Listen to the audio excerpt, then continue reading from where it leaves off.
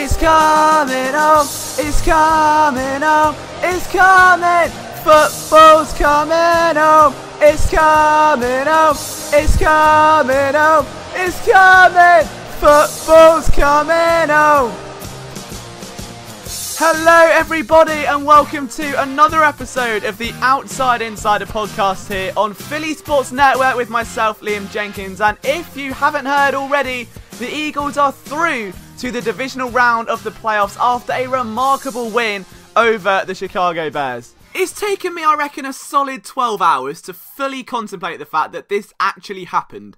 That Jake Elliott hit the post after he did so 4 times against the Carolina Panthers earlier in the year and sent the Eagles, his former team, through to face the Saints in a divisional round with all kinds of narratives now, and we're going to get to all of those a little bit later in the show. If you're new around here and you're wondering why I was telling you that football's coming home, I need you to hit that subscribe button for me. If you're on YouTube, there is one big red one, 2 in the description. We've got one for iTunes and one for Spotify. There's no excuse, tap one of them. It is your best way to support this show, and your support really does mean the world to me. I mean, last week's episode blew up. Like, I was not expecting it to get the attention it did. So thank you so much if you listened to that. If you're back for more, you're in the right spot. And we're only going to start in the one possible place that we really can, in that we really never know when to write off this team. Like, you just shouldn't do it. You just should never write off this Philadelphia Eagles team. And we can sit there and talk about the defense or Nick Foles and everything else. But just like last week and the week before, there's one man that holds the keys, and that is Doug Pederson. After all the adversity that man has faced, from when he first took over this team to where we are now, for all the injuries, the setbacks, the choking, the losses, the broken locker room, the exhaustion, that there is just nothing left, that they've given everything they can and that's it, and the white flag has been waved, to rallying to 3 consecutive wins over the Rams, the Texans, the Redskins, sneaking into the playoffs and smashing the doors down at Soldier Field to upset one of Pederson's closest friends, someone that he has risen through the ranks of the NFL coaching tree with under Andy Reid, in Matt Nagy. Although some people have started calling it Nagy, and if I say Matt Nagy, that just doesn't sound right in my British voice. So I'm going to say Matt Nagy, and we're going to roll with that, okay? So, I mean, we're not quite Jason Witten with Ibicam yet, so we'll go with it. But what Pederson has been able to do with this team is just outstanding. And we spent a big speech last week talking about how impressive Pederson is and why that culture is so important and that emotional intelligence and what separates him from the other coaches who went hard in 2016, just either don't have a job anymore or have been very disappointing. But today's big Doug Pederson tribute is more focusing on his actual coaching and just what the Eagles were able to do. Because there's always a great saying, and it's not really a saying actually, I think it's just a fact of life, that you should learn from your enemies. And if there's something that they're doing which you're not, you should probably take it into account. Look at what... There's got to be a saying about that somewhere. Let me just pause this and try and find what I'm trying to reference here. Right, I've actually just gone on Google to see if there is something, and if I'm brutally honest, it's not what I intended. I mean, the mighty Oscar Wilde has said that I choose my friends for their good looks. Why you're choosing friends for... I mean, that's the last quality surely you'd want in a group of friends, unless you're going to go out and try and deceive people with the cheerleader method, then I don't know why you would go for good looks in friends if they're arseholes, to be honest, but my acquaintances for their good characters and my enemies for their good intellects. About 10% of that is right, Oscar, but you're a good bloke, and I'm sure you did some other things in time anyway.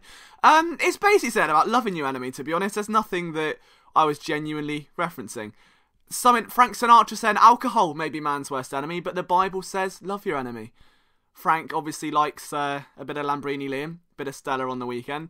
So we're not going to talk about that quote anymore, but what I'm trying to say is that you should always learn from your enemies or people you're against and see what they're trying to do. Anyway, that was so clear on Sunday night. There was one play that I remember when the Eagles came out in this inverted wishbone look. Okay.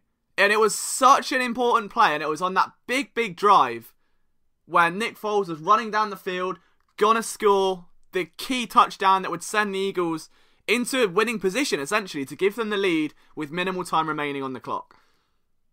And they came out in this inverted wishbone look, and they move Alshon Jeffrey outside, and they somehow get the completion. Calm and composed from Nick Foles, job's a good one. The Chicago Bears actually ran that play with success last week. And then there are some other little wrinkles that have come out from this offense. I mean, the 4th and goal Nick Foles touchdown, as gracefully pointed out by Michael Kist on Twitter, was used against the Buccaneers by a rookie Nick Foles in 2012 to break what was a touchdown drought in that time, finding Jeremy Maclin in the end zone. The Eagles learned from just about everything the Bears were doing defensively. The best play of the game, in my opinion, was the absolute filth that should be uploaded to an adult website. And that was this double fake screen where Foles, got a bunch of receivers to his left. He fakes one way, pulls back for the running back, fakes again, and then plays it to Dallas Goedert up the middle. And I'm not even joking, I got a little bit flustered. That might be the sauciest thing I have seen in 2019. That was coaching brilliance from Doug Pederson. And it wasn't just stealing things that the Bears have done or trying to steal their thunder or look at what they're doing defensively, but more importantly, it was mind games. Matt Nagy was out-coached. That final drive where they get to the goal line, the Bears have 3 timeouts, the Eagles run once, the Bears burn a timeout. They run again, which caused a lot of uproar on social media, they burn a second. And now with 1 timeout remaining, the Eagles have 2 plays to get in the end zone. They fail it on 3rd down. Then they call a timeout, which may have been tactical. Maybe they're trying to get inside the other team's head. Who knows? And then Nick Foles comes out with just the wizardry that, I mean, no one really kind of doubted him in that 4th down scenario. Everyone held their breaths, but we all knew that that was likely going to be a touchdown. And they just go right under Matt Nagy's nose. Right under it. 4th and goal. The absolute humiliation that would inflict in that situation. They drain a 4-minute drive down to about a minute remaining with just sheer brilliance. And that has to be just applauded for Doug Pederson.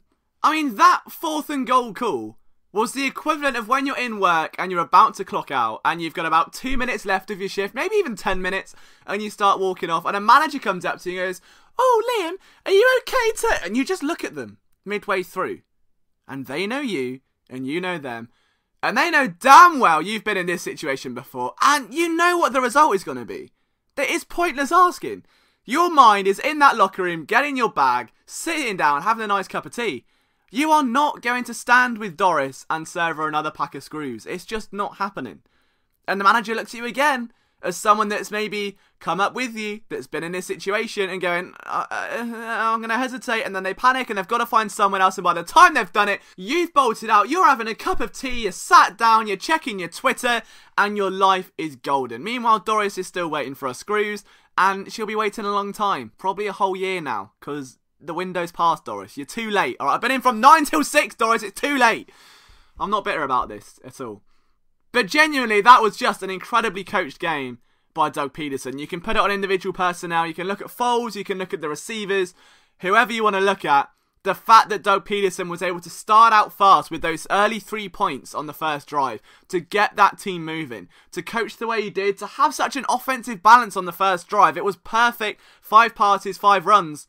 It just has to be respected. And Pederson is now 4-0 in the playoffs. He has been coaching for 3 years. He's a Super Bowl champion. And he is still not getting the respect he deserves. And as I said last week, if you are in a situation where you have a broken locker room, a fractured locker room, a team with nothing left, what coach is going to lift that locker room back? Who's going to save that team and rally for one last war cry, one last gasp, one last chance saloon at saving this season? I can name 3. They were Pete Carroll, they were Bill Belichick, they were Doug Pederson. I don't even think Andy Reid could do it. We've seen him try and fail that on several occasions in Philadelphia.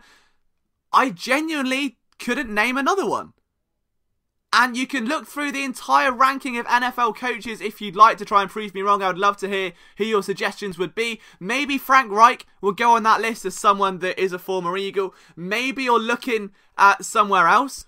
But if you're to look at current NFL head coaches, Mike Tomlin has done the opposite. Sean McVay has only had dramatic success since his arrival. Dan Quinn has failed it. John Harbaugh, kind of, maybe, but not really. Sean McDermott, Ron Rivera, no. Like, it's so strange. I can't name another one. Mike Zimmer, no. Sean Payton, maybe. We can put Sean Payton there.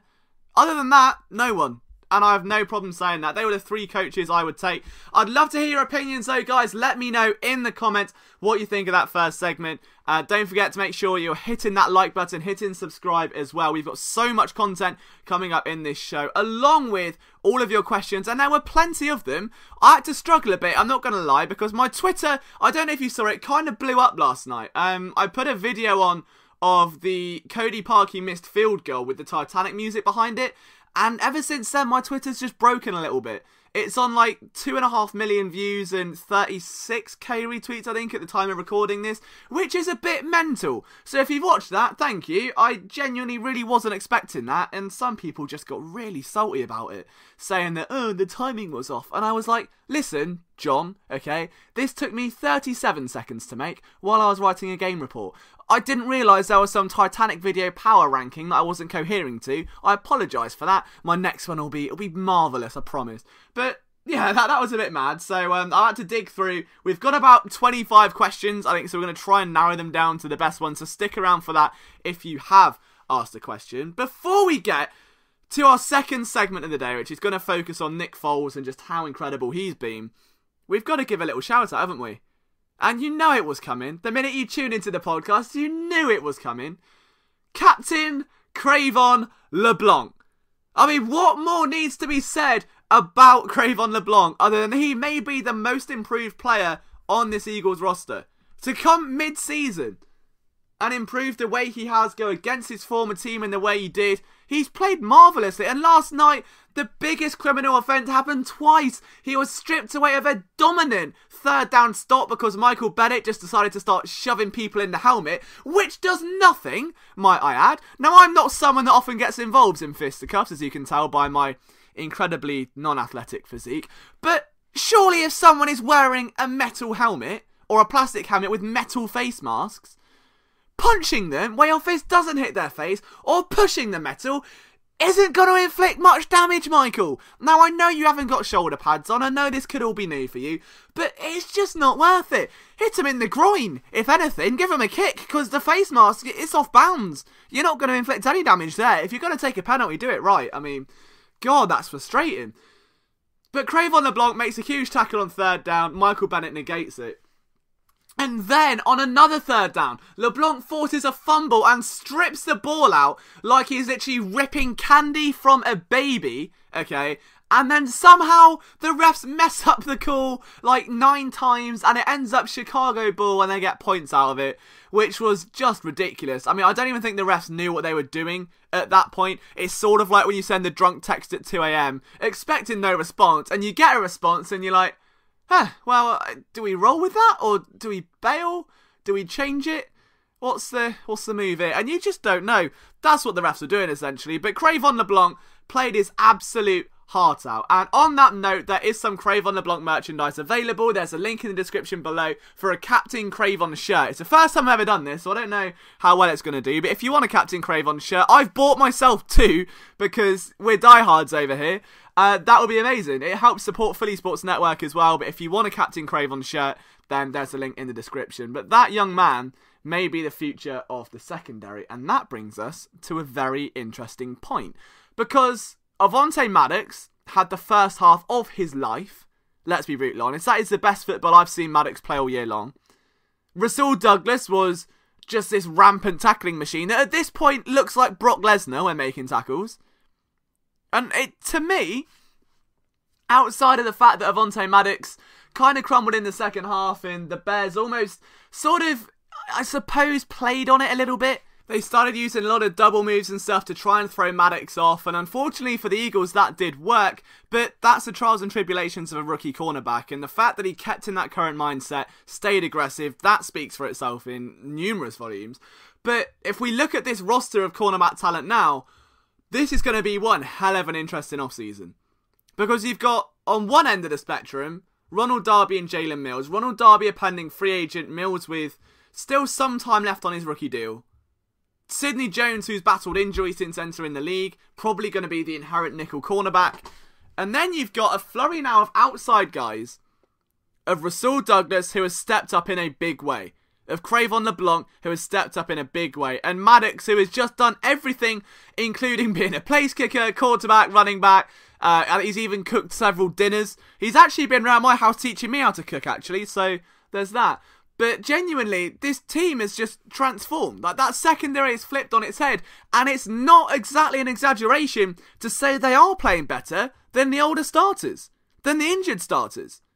If I'm Jim Schwartz looking at this, having neglected Rasul Douglas like some, runt of the litter for about a year without any good reason, seeing what he's turned into and just blossomed as, why would you keep Ronald Darby around?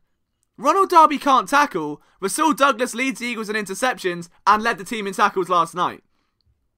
Jalen Mills, who's not really got the deep speed to play man coverage down the field, doesn't really have the hands to be a decent ball hawk, can't really press. Like, he's an okay starter, but there are so many passing charts, so if you look at the cornerback position closely, Mills will tackle great, be fantastic in run support, but as a pure cover corner, he's not going to be in the top 32 in the league, put it that way. Whereas Avonte Maddox, much higher ceiling, and you can see the hip fluidity and the way he plays is just remarkable. In the slot, I think that's a lot closer between Jones and obviously CRE'VON LeBlanc, but in that scenario, I think you're just keeping CRE'VON. Is it really that hard to imagine that Darby and Mills don't return next year after seeing what this current crop of Eagles cornerbacks have done?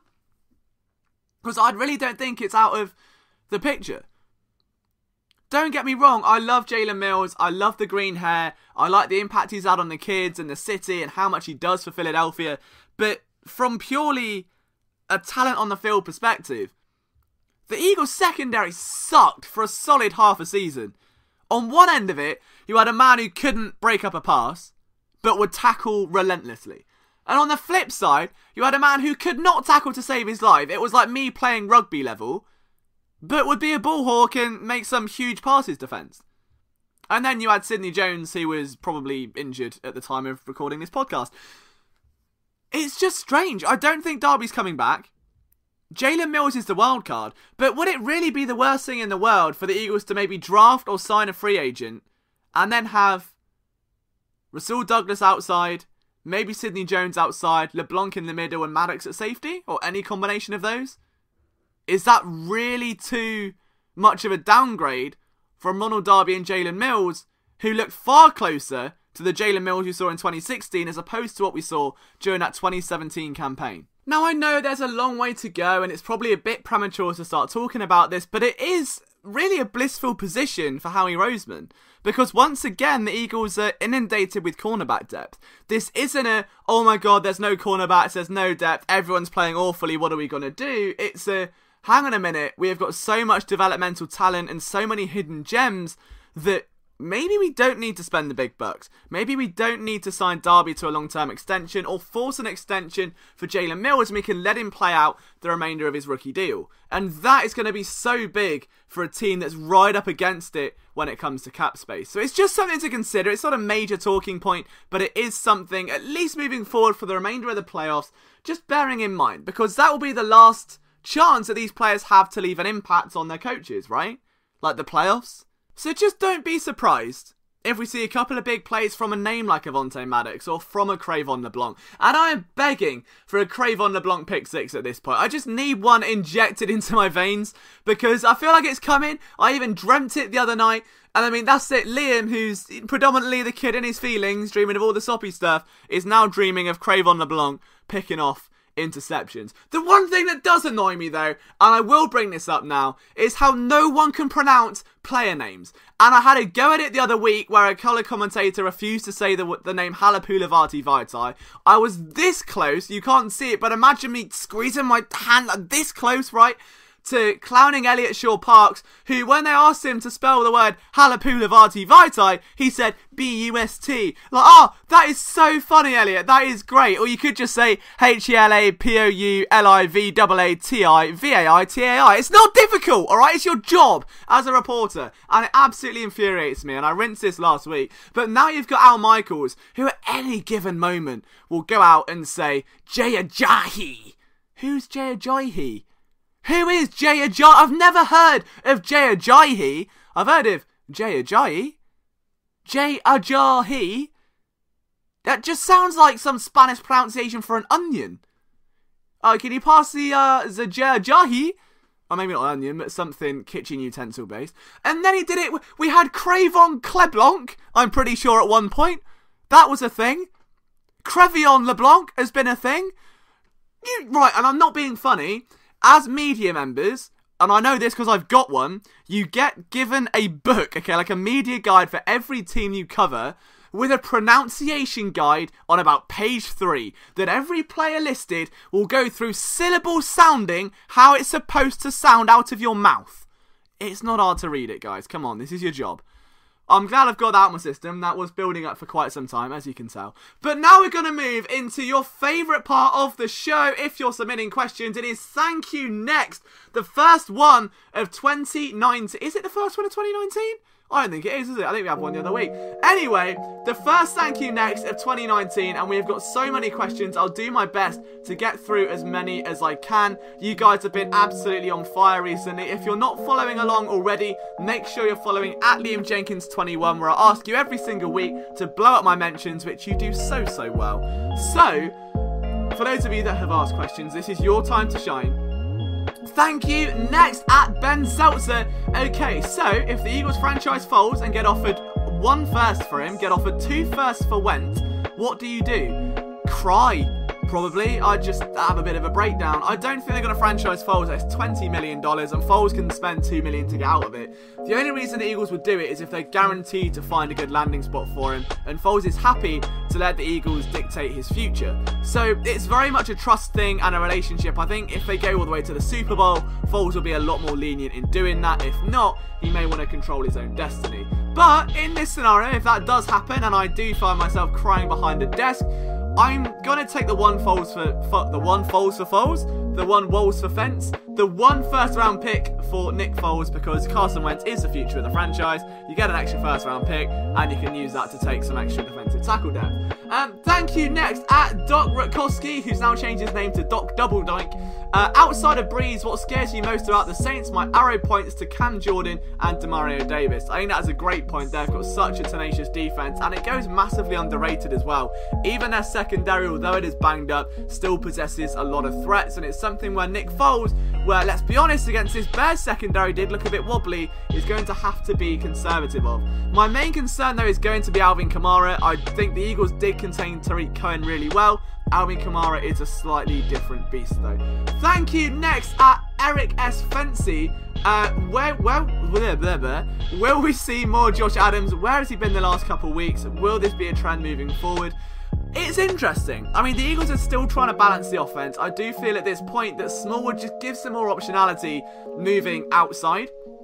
The Eagles are a zonal run blocking team. They like getting the ball outside of the trenches, and Josh Adams doesn't give you much acceleration or much burst. What he does is get to the second level, then turn on the afterburners. So Smallwood just out of the gate gives you a little bit more leniency to push those stretch runs, to push those quick pitches. I think that could be why, just when you look at the run defenses they faced, you've got the Rams, the Texans, the Bears, the Saints. Josh Adams going up the middle 20 times a game isn't going to help anyone. Thank you. Next, Mike Johnson. Has Golden Tate done enough in this season to warrant a new contract in Philly? I personally believe that there aren't many options better than Tate. That's a good question. I think that as the playoffs go on, if Tate continues to score tuddies and make those big catches, you can definitely make the case. As of right now, as I said, it's a 3-man battle between Nelson Aguilar, Golden Tate and Jordan Matthews. And for me, that genuinely comes down to who's going to be the most lenient with cap space. Are you going to get Jordan Matthews on a cheaper deal, or Nelson Aguilar? I can't. It's so weird, isn't it? After literally having a big rant about people not pronouncing names, I've just had a bit of a meltdown, really. But after Nelson Aguilar, let me restart this bit. So if Nelson Aguilar would be happy... I can't talk! If Nelson Aguilar would be happy to settle for less than $9 million, I think the Eagles will keep him. But if you can get Golden Tate for 2-3 years for the same price, then I don't know why I wouldn't go down that road. So it all comes down to, would you rather have the ceiling and long-term security in Aguilar, or have one last burst of Golden Tate, then replenish through the draft or free agency later down the line? That's the debate they've got. I think the playoffs are going to solve a lot of that, and then obviously a free agency class coming up as well. Thank you. next, oh, don't give me a complicated name now. That's the worst time to throw one in. So his name's Caldus at Flafivitoria. Thinking about getting a jersey, but I'm from Europe and shipping and fees make it €150. Are there any NFL stores around here that make it cheaper? Just use the Nike website or NFL Europe. Fanatics are really good, even though you do have to pay a boatload on their fees. Like, they're just good stuff and they have such a broad range. So that'd be my advice. And as a fellow European, you can't really go wrong too much. Thank you. Next, at KPOG, you should talk about how the secondary is going to be legit next season. I think I've done that. That's all good. Right, we've taken that one off. I don't need to talk and lose my words over that one. John Eads sent me a picture of Rasul Douglas with his jersey up, and then the Better Call Saul logo, like the Netflix show Better Call Saul, and that may be my favourite thing today. So Better Call Saul is now a thing. That's going to be my brand for like the next week. So thank you for sharing that, John. What a great, that's up there with the Captain CRE'VON image. Thank you. Next, Brent Donaldson. How will Jim Schwartz play call versus Saints? With the O-line Saints have, I don't see Eagles front four getting enough pressure! 2 exclamation marks. And you have to make Drew Brees uncomfy! 2 question marks. How will Jim change his defense to slow down the Saints? Eagles offense has to play keep away or score a ton. You've hit the nail on the head. The Eagles are going to have to play very similar to how they did against Chicago, which is a complete mix. As bad as that sounds from an analysis standpoint, they've got to keep it short, they've got to keep possession. The Bears had a +2 turnover differential and somehow didn't win the game, which is, you just never see it. So the Eagles can't afford to risk that again. More importantly, in terms of how he play calls, it doesn't matter what you do against Drew Brees. Drew Brees is Drew Brees. Your real thing there, if I'm honest, instead of focusing on disrupting him, is dropping guys into coverage and trying to take out those wide receivers. Make him play the middle of the field. Let the safeties come down. Let Malcolm Jenkins have a big game. I'm not going to waste all my resources trying to pressure the most unfazed man in the history of phaseable men. Thank you. Next, John Eads also asked, after last night's W, would you now say we can kick on? But I think so. Thank you. Next, at Tony C0708. That sounds like a good phone number. Eagles writers are beginning to say if Nick Foles wins next week, a discussion needs to be had on letting Foles walk. If one CB jumps in for an injured one and plays well, why is it okay to say he should be the starter? But for people like Louis Cry, does this mean Louis is in Locked On Eagles, Louis? I don't, if it is, I mean, Louis is just a big Rasul fan, that's okay. When you say Nick Foles should be QB1, it's an interesting discussion. I think this is unfortunately going to be the next 7 years worth of Eagles talk, if I'm brutally honest with you, Tony. It's one of those things where you've sort of got, let me try and put this into words. If you go to a supermarket, okay, and you buy, oh, this is going to go so badly. If you go to a supermarket and you buy a pack of oranges, alright, and they last you 4 weeks, and you have about 3 of them, okay, and then you leave the other 3, they're the best oranges you've ever had, and then you come back a couple weeks later and you buy a pack of bananas, and the bananas are better for you, they're longer term, they give you that long lasting, and see, I listened in science as a teenager, potassium gives you long lasting energy or something like that, so the bananas are going to last longer, and eventually those oranges get a bit mouldy. But when you need a quick snack and you're in a pinch and you don't have time to eat a banana, because they're a bit minging, aren't they, sometimes? Like, the texture of a banana, it just doesn't sit well in your mouth and it gets all dry and weird, and I can't stand bananas like in a hurry. You've got to be in a mood for a banana. So if you're in a quick pinch and your back's against the wall, you're going to take those oranges, but you've only got them for a couple of weeks.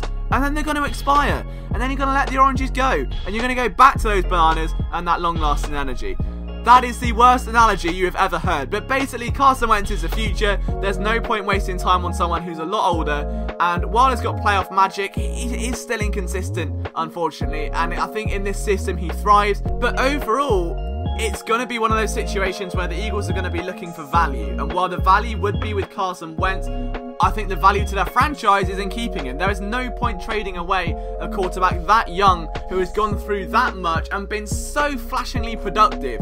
That 2017 season was incredible. The 2018 season he had matched Tom Brady's MVP season from a year ago, and we're not talking about it because it's been overshadowed by yet more injury and all of the rest of controversy around it. So if I'm honest, You want the banana. You're not going to keep the orange, okay? It's a terrible analogy, but hear me out. Nick Foles for the short term. He's in a punch. He is your backup fruit. You want to slam the orange into your lunchbox when you're delayed. If you're going to prepare a long day, you want the banana. If you need a quick snack, you get the orange. It's as simple as that. This may be the greatest analogy of all time. Thank you, next, and this may be one of my favourite accounts on Twitter, Isaiah's Room again. He comes back with, in all capitals, so I'm going to shout it here. Is CRE'VON LeBlanc and not Nick Foles the key to the Eagles going 4-0 in the playoffs? Yes, he is. That is exactly right. Captain CRE'VON is the only reason why the Eagles are 4-0. I'm not having any other way.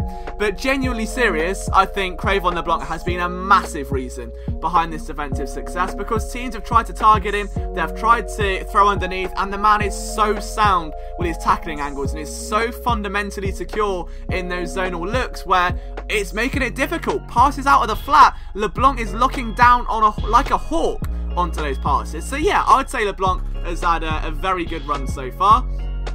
And I think that is the end of it. I mean, we've battled through that, haven't we? That was an emotional run. So thank you guys again for sending in your questions. At Liam Jenkins21 on Twitter, if you want to send them for next week and really try and make me trip over my words, because, oh, that was very emotional. And this always happens. So like, to put this into context, I have this thing in my head where I think I have a certain amount of words for a day, and if I use them all and I try to then have a conversation or record a podcast, it just doesn't end well, if I'm brutally honest with you. I mean, so if we were to introduce Liam's really emphatic love life, which needs no introduction at this point, and then there's a classic mystery person that gets referenced in every podcast. We were talking not too long ago, and I went to compliment her. I think she downplayed her appearance or something, and I said, no joke, okay, I just went, "You look literally insane." And to me, I thought, that sounds like a great compliment. And then 2 seconds later, it was like, I don't mean like mentally deranged. I mean physically, like you just look nice. And somehow I get out of that, but this is why I think I should have a podcast just for my love life, or just any life, really, outside of football. Because when I talk about football, I can go through as many words as you like, apparently, as long as they're not names, without missing a beat. The minute it comes to a real life situation, I'm trying to turn an oven on and light the gas, and the gas is coming out and the hob's not lighting. I almost gas myself and realise that the oven's not turned on. So I'm not really good outside of footballing scenarios. That proved it. But somehow we got to the end of Thank You Next. So we've got two more things that I want to talk about, and one of them is going to be the Saints, and then we're going to come back to Nick Foles. But I need to get this off my chest, because this is a big one now, isn't it, for the New Orleans Saints.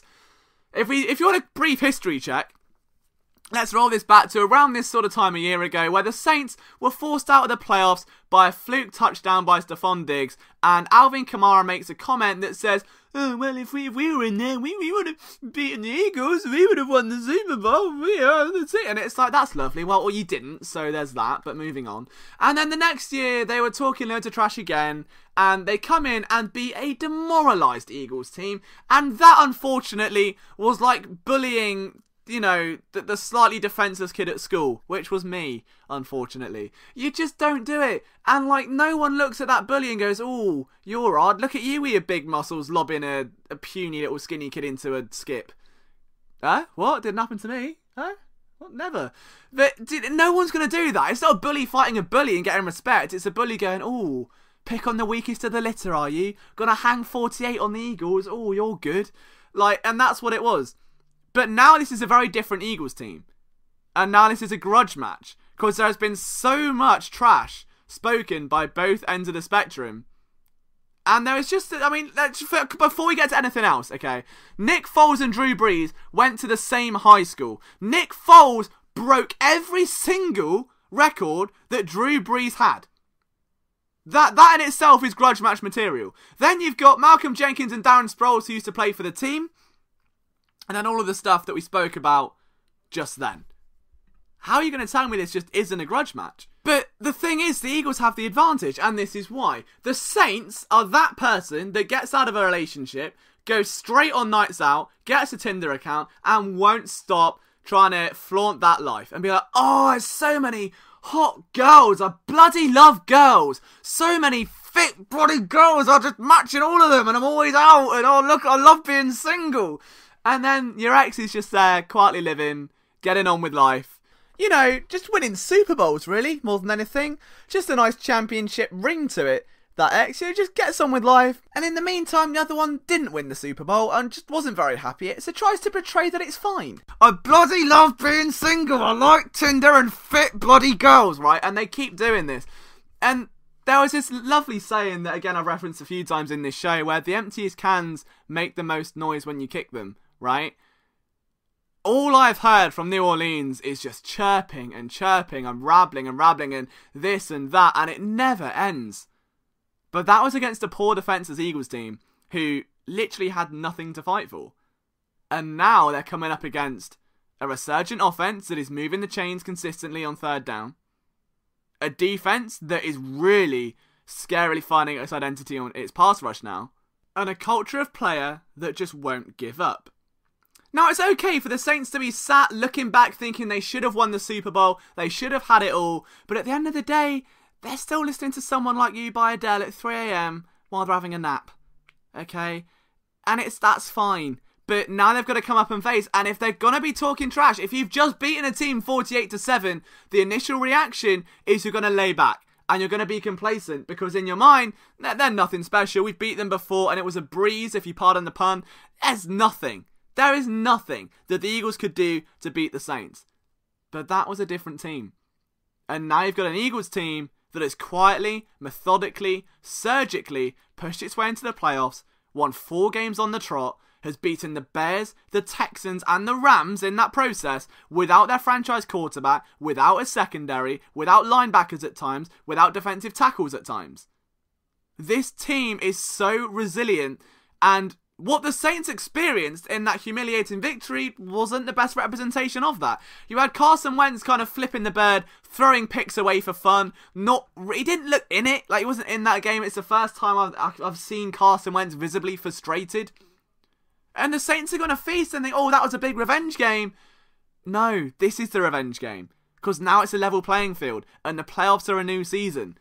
And Tony Dungy, who needs no introduction for his remarkable career that he's had and now going into broadcasting and everything he's accomplished, of course has a very close relationship with the Philadelphia Eagles. He tweeted out something so interesting not too long ago, saying, just a note for Eagles fans, in 2005 I was coaching the Colts. We beat the Steelers in week 12 26-7 in a game we totally dominated. The Steelers came back to Indy in a divisional round and beat us and went on to win the Super Bowl. Playoffs are a new season. We'll see what happens. And that's exactly it. The Saints are so focused on trying to prove that they're over the fact they didn't win the Super Bowl. They're over the fact that the Vikings literally ripped the rug from under their feet in the most embarrassing way possible to get past them and then get humiliated by the Eagles, that now they've got a chance to rectify it and they've got a chance to really assert the dominance, that it's going to be complacent. And do you know what? That's okay. But this Eagles team is so damn aggressive, so resilient, so fired up. I really can't see this being the blowout it was. It's going to be a close game. You're not getting an offense for Carson Wentz. You're getting this protect the ball, play keep away Nick Foles, who is going to take shots, who trusts his receivers, who's going to let it rip. The Eagles who try to balance their offense and their defense, that are not afraid to throw everything they've got at you until there's nothing left. This is not going to be a wipeout. This is not going to be anything less than a dirty, intimidating grudge match. And if the Saints want to keep chirping, that's fine. But your ex-girlfriend's probably doing a lot better, New Orleans. You know, she's probably out there with a new car, new job, new guy, getting on with life, living her best life. And you're just trying to make up for that. Because the Eagles went and won the Super Bowl and New Orleans haven't. So there's that. But that's my take on the New Orleans grudge match. There's going to be plenty of breakdowns coming up for that. Before we end this show, though, I did just want to touch on the sheer magic of Nick Foles. Because what this man has done in his career is remarkable. He's now... I'm not even going to use an analogy. I'm not going to use a pun. There's no oranges. There's no funny talk. This is just straight up facts, okay? Because as much as we like to say there's no quarterback controversy in Philadelphia, as much as we're looking at everything else on the table, Foles is now 3-0 when trailing in the second half over his last 2 playoff runs. Every other quarterback in that situation, 4-15. Over his last 4 games, actually, in which he's gone 38 of 46 for 431 yards, 5 TDs, 1 pick, and 132.9 passer rating on 3rd and 4th down. That's ridiculous. In fact, among quarterbacks with at least 150 passing attempts, Foles has the best all-time passer rating. All-time. Better than Kurt Warner, better than Matt Ryan, better than... Drew Brees, that's another record that he's broken. Who said that, what? Unreal. It's absolutely unreal. During Doug Pederson's tenure as a head coach, the Eagles have converted all 4 of their 4th down attempts when throwing the ball. This is absolutely ridiculous. Foles has thrown it's happened again. Foles has thrown multiple touchdowns in 3 straight playoff games, tying Donovan McNabb for the longest streak in franchise history. And we're saying that this guy isn't going to come in and go toe-to-toe with Drew Brees? That he's not going to fight that Saints pass defense? Which, if we're brutally honest, as much as we look at the New Orleans Saints and we say that they're an offensive juggernaut, their defense is good, but really? If that's the angle we're taking, I mean, fine, but this is Nick Foles. It's as simple as that. And what this man is doing is just ridiculous. In fact, if we look at what the Saints defense does per game, it gives up 268 yards per game, 29th in the NFL by pass. Very good run defense, 2nd in the league. But it's just not good, is it? Do you really think Nick Foles isn't going to try and punish that secondary? Do we think that a man who has been that historic in the clutch isn't going to do it again? And that's what I'll leave you with. Ladies and gentlemen, thank you for tuning in to another episode of The Outside Insider. I hope you've enjoyed this show. If you're not subscribed already, please pound that button on whatever app you're on. If it's YouTube, Spotify, Spreaker, iTunes, make sure you do. We could love your support. There's CRE'VON LeBlanc tees in the description below. From myself, Liam Jenkins, it's coming home, and we'll see you next time.